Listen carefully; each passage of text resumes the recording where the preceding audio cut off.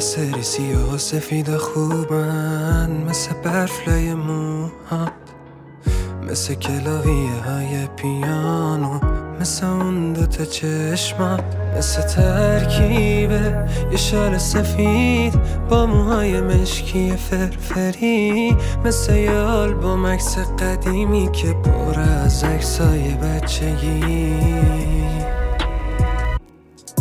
با تو رنگ دنیام چه قشنگه، سیاه سفید آره همینشه که قشنگه.